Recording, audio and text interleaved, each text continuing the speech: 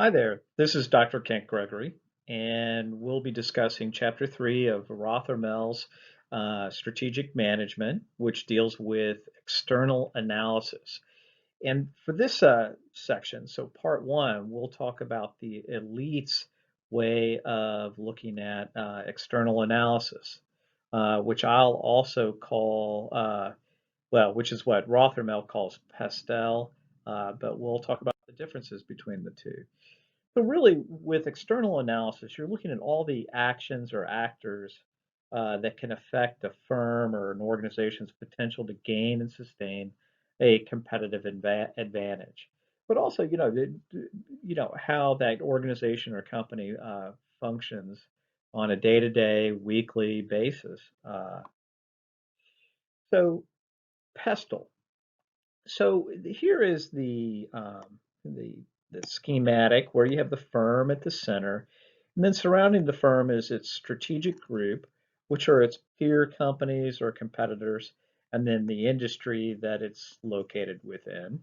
And then here are all the factors that can affect it. So PESTEL is political, economic, sociocultural, technological, ecological, or environmental, and legal. Well, let's look at some of these things. Uh, so I'm borrowing from John Podzawinski, and he came up with the elites model, which is essentially the same thing: economic, legal slash political, but then international, which is a key component, which is not necessarily laid forth in the PESTEL model. So technological to continue, ecological or environmental, and then also sociocultural. So I prefer to use this model simply because it allows us to address international. And as we can see, the international component has can affect businesses both small and large. So economic. So economic are generally macroeconomic forces, and some of those things can be growth rates, level of employment, it can be interest rates. So low interest rates, when credit's cheap, people buy more. Price stability is rare. So if there's too much money out there, you'll have inflation. If there's a drop in demand, you'll have deflation. So, price stability is kind of numerical. Um, then there's currency exchange rates, which from a United States perspective is how many US dollars you've got to pay for 1 unit of foreign currency. So this may be somewhat counterintuitive, perhaps, but if the US dollar appreciates and the foreign currency declines, so FC is foreign currency, then it becomes more expensive for those foreign companies to buy US products. So international demand, again, here we are talking about the international component for US products declines. But then from a United States perspective, it's cheaper to buy foreign goods. But if the US dollar depreciates and the foreign currency rises, it's cheaper to buy US products. So foreign demand for US products rises, but it's more expensive for us, the United States, to buy foreign goods. Legal and political. So what we'll see is that political actions and processes lead to legal. So political are the processes and actions of governments. And how do firms deal with these factors? They deal with it through lobbying, public relations, campaign contributions, and then also litigation. We can think of any number of examples. And then legal are the official outcomes of these political processes and examples. So international, these are events, alliances, relationships between countries that affect businesses and organizations.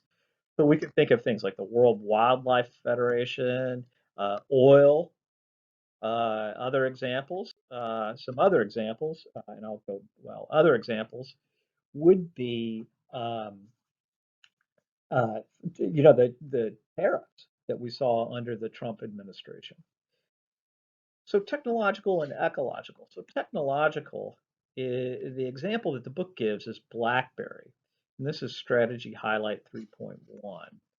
And in it, we see that BlackBerry did not follow uh, the saying of its CEO, who was a big fan of Wayne Gretzky, and this is Wayne Gretzky here. And that CEO said, or borrowed a saying of Wayne Gretzky, who said, "You don't skate to where the puck is, you skate to where the puck is going to be." So from a strategic perspective, BlackBerry did not skate to where the puck was going to be, and it ended up losing out to Apple and the iPhone. So some other technological companies we can think of are biotech or Six Sigma Quality, and then ecological. Uh, this has a great effect on businesses and uh, business relationships. Good example of that would be the BP Deepwater Horizon disaster. That ended up costing BP $50 billion, and it lost half of its market value. There are any number of examples there as well.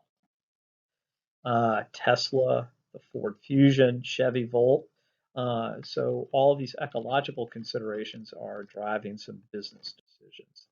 Sociocultural, societies, cultures, norms, values, they're constantly in flux. So social, growing health consciousness. There are any number of examples. We can think of the Black Lives Movement of the well, I mean, it's been going on forever, but we can see, not forever, but it's been, the Black Lives Movement's been in existence for a good bit, but we saw it really uh, come to the fore of people's consciousness over the summer of 2020. Cultural, for example, the book notes this, there's a growing Hispanic population. So my uh, development, if you will, of Podziewinski's elites is that one thing to note is that all of these are interrelated. So none exist off by themselves. So sociocultural issues or concerns affect uh, ecological, right? The growing interest in green energy is driving those Chevy Volts and the Teslas. International certainly has an effect on economics and technological developments, and certainly legal and political with the tariffs. Well, that's part one. Thank you for joining me.